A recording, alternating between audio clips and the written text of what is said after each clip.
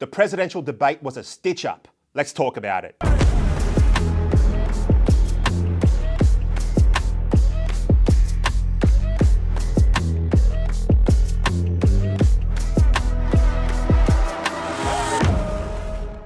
There were two things to come out of the US presidential debate a few days ago. The first is that Joe Biden is a walking corpse. And in saying that, I mean no disrespect to corpses. Biden is a dead man walking. I've seen pot plants in bachelor pads with more vitality than the current US president. Everyone, including the enemies of the West, are now wondering what in the hell is going on in the free world. Who is running the free world? Joe Biden, he might be in charge of the Oval Office, but he's clearly not in charge of his own faculties. God knows he's barely in charge of his own bowel movements. So, who is really running the show? Trust me, when questions like that are being asked, the world is in a very, very dangerous place. Xi Jinping, Vladimir Putin, Kim Jong-un, and the Ayatollah must be licking their lips. It is 7 months until the new president takes office, and knowing that they only have a 7-month window before the US regains anything like actual leadership, the world now sits on the precipice of all-out war, of conflict, of dismay, and of uncertainty. The second indisputable fact to emerge from the debate is that the deep state is real. I have been lampooned for talking about the deep state. It's nonsense, it's a conspiracy theory, it's all imagined, the incompetent non-player characters on the left will spew. But we now know for sure that it's very, very real. CNN and the Democrats, but I'll repeat myself, were pushing for this debate. They wanted it, and they wanted it earlier than any presidential debate has ever happened before. Why? Why did they want the Trump and Biden debate so early? The reason is so that they had plenty of time ahead of the election to swap over their puppet, Joe Biden, for another puppet. Joe Biden still hasn't officially been endorsed as the Democratic candidate for president. They have until August to finalise who the next candidate will be. But Joe Biden is finished, he is toast, he is kaput. He is fertig. It is over for Joe Biden. As we've been saying on this show, the big story was, of course, the complete shock and dismay and horror and surprise of the left-wing media and the Democrats all going, we didn't realise he was a senile, batty old fool. Well, they obviously hadn't been watching Outsiders for the last 4 years, where we have shown you repeatedly what this man is like. The fix was in. Obama and his clowns have decided the only way to get rid of Biden was to humiliate him out of the White House so that they can get Michelle Obama in. Why do you think the very people who know Joe Biden best wanted a debate on live television where Mr. 10% for the big guy would have his pants pulled down in front of the entire world? If you don't realise this entire charade was a well-orchestrated manoeuvre to make Joe Biden look stupid, you haven't been paying attention to how these people operate. Within minutes of the debate, every news network from CNN to MSNBC, etc., were all using the word panic to describe the reaction in the Democratic camp. They were reading from the pre-prepared talking points, you see, given to them by the men in the shadows. Literally, before Joe had even half stumbled off stage, led by his wife, Jill, it became very quickly clear we had all been conned. The debate was, in my opinion, a complete stitch-up. No, not a stitch-up of Trump, as many had feared, not even a stitch-up of the audience, but a stitch-up of Joe Biden. And what a beauty it was. The giveaway was the pre-scripted news, with any pre-scripted news events, is that when all the usual suspects in the media start repeating the exact same keywords or phrases all at the same time, like millions of viewers around the world, I didn't even have time to reach for the remote before the Democrat Party's key message came straight at me, unambiguous, unequivocal, and deadly for Joe Biden. Right now, as we speak, there is a deep, a wide, and a very aggressive panic in the Democratic Party. It started minutes into the debate, and it continues right now. It involves party strategists, it involves elected officials, it involves fundraisers. And they're having conversations about the president's performance, which they think was dismal, which they think will hurt other people down the party in the ticket, and they're having conversations about what they should do about it. Some of those conversations include, should we go to the White House and ask the president to step aside? Other of the conversations are about, should prominent Democrats go public with that call? Because they feel this debate was so terrible. They do say, in moments in the debate later, the president got better and got his footing, but then at the end, even his closing statement was a little halting. The contrast between the two candidates. There you have it. The fix was in. CNN had their talking points and they followed them to the letter. The entire left-wing media fell into line. Word perfect. Panic. Of course, being the buzzword. Panic. Mysterious, unnamed Democrat power brokers and strategists. Ooh, and donors. Here it is again, almost word for word. I've been talking to a lot of leaders in the Democratic Party, electeds, coalition leaders. There's a full-on panic about this performance. And again? You were out there getting a chorus of questions about whether Biden should step down. There is panic that has set in. There is panic that has set in among people who have watched this debate, who are Democrats, people who are strategists, and some even inside Democratic campaigns. Yeah. Is there an echo here? And again?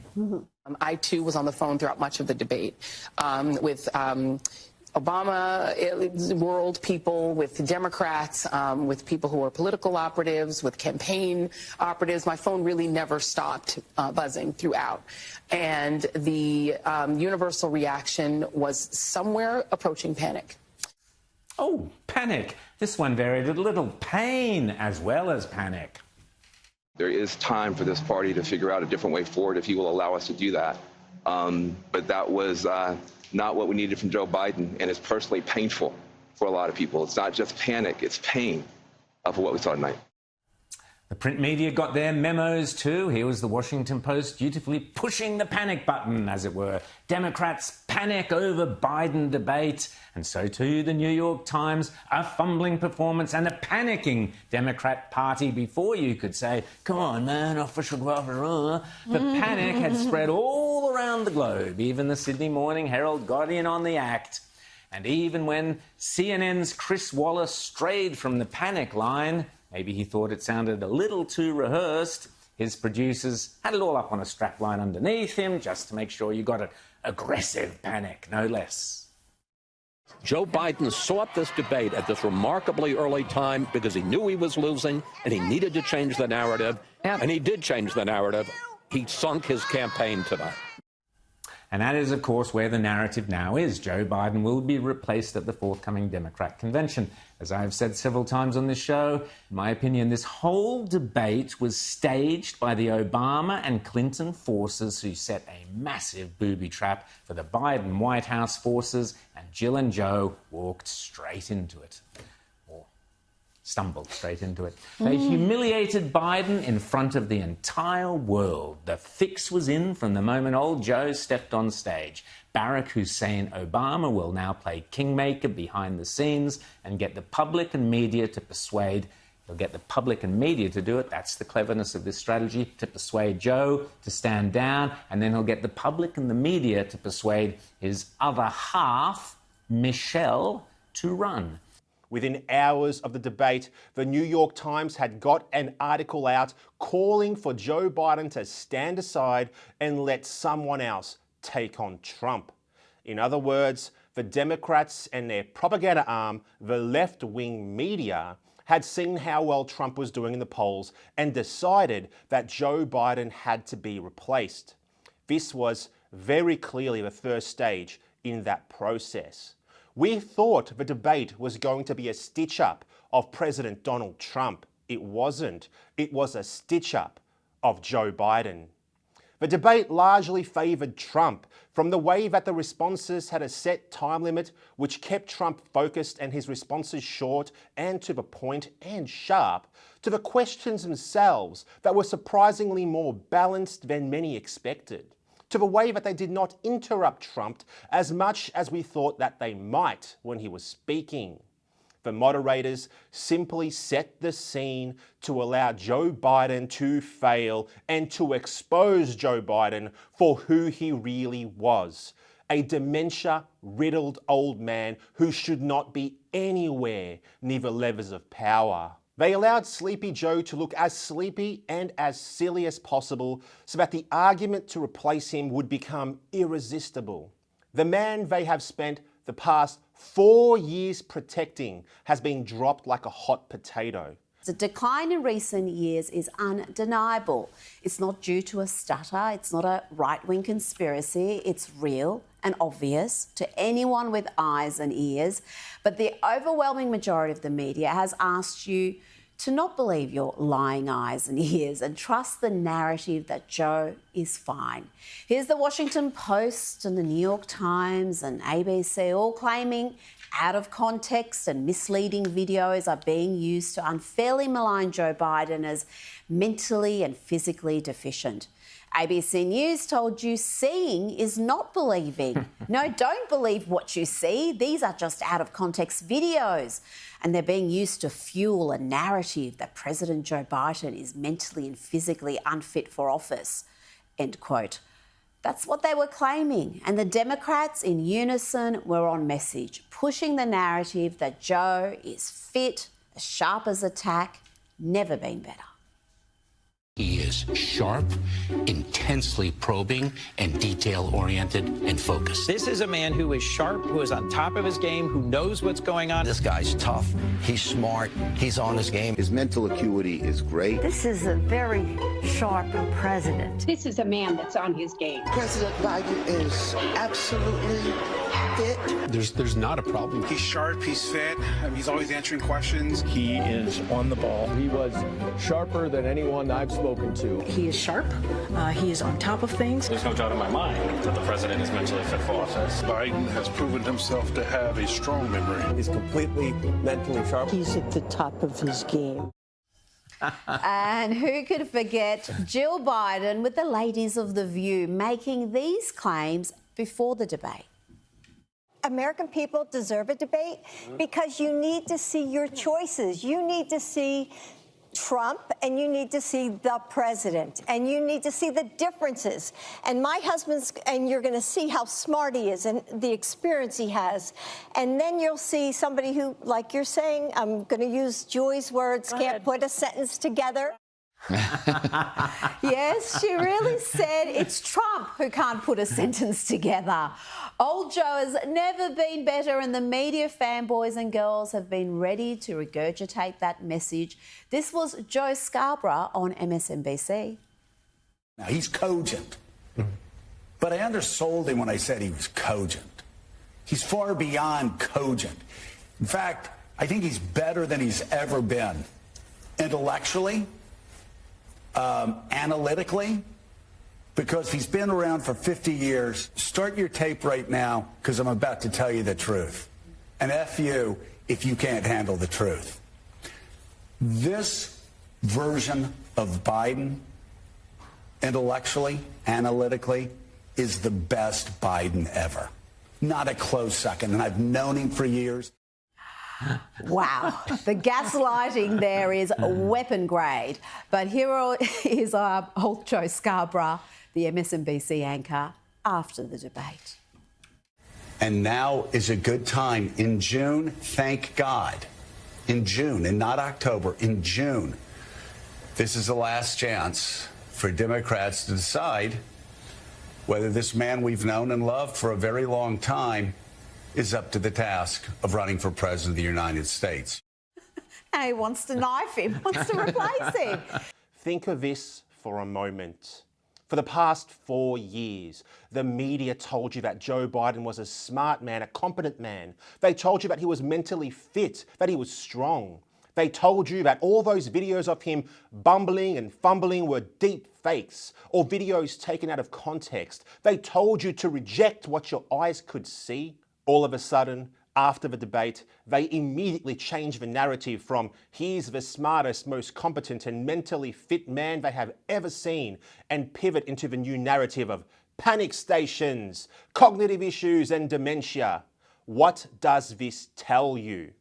It tells you very clearly that the media are liars. No, they are worse than liars. They are utterly corrupt. I hope this is now clear for all to see. They clearly hate us. They hate us all. They have nothing but contempt for us, the people. The way that they lied to our faces night after night, day after day, year after year.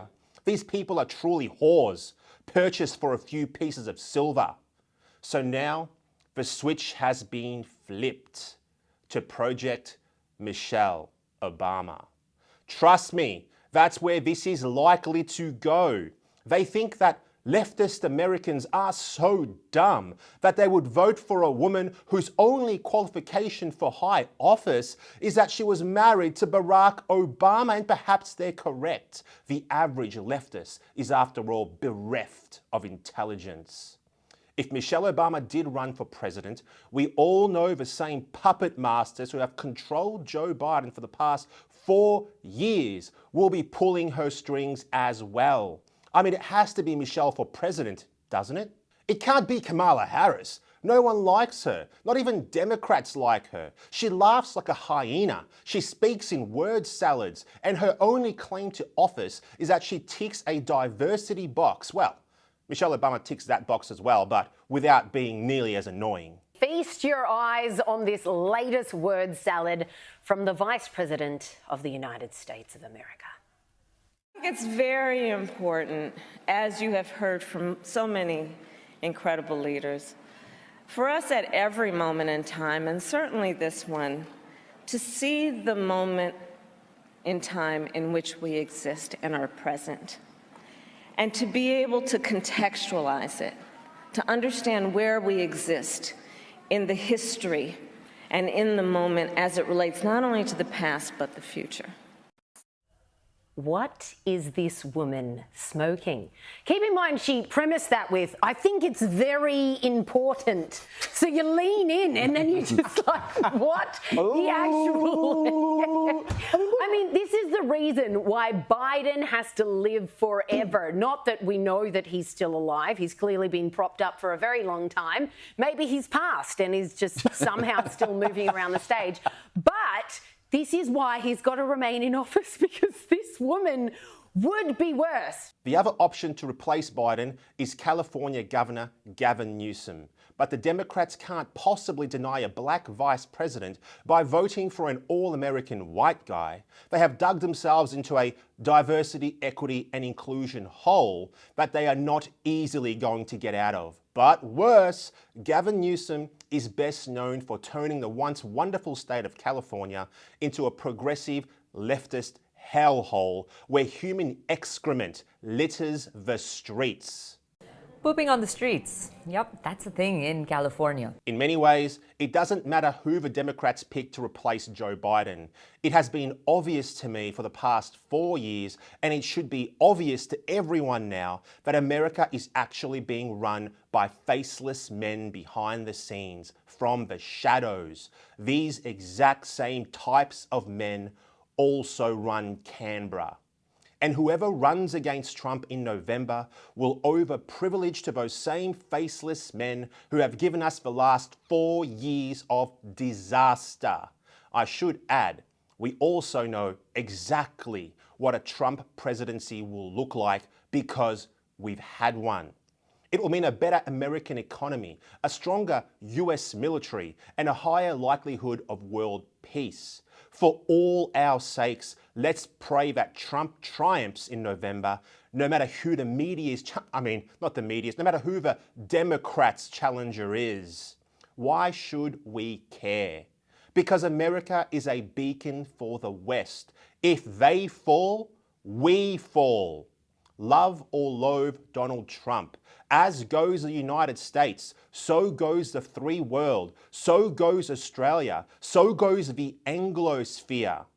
For the past few decades, we have had a strong America, and that strength has guaranteed years of economic prosperity and relative world peace around the globe. But the decline of the US under Barack Obama's third term, as many are calling it, has coincided with unrest right around the world. That's not a coincidence. As I've explained, the two are linked. Trump is a symbol of American strength. He believes in the free market that turned America into an economic powerhouse. He believes in sovereign borders, which creates social cohesion. He believes in the power of the Christian faith to bring righteousness that exalts a nation. He believes in military might as a way of ensuring peace.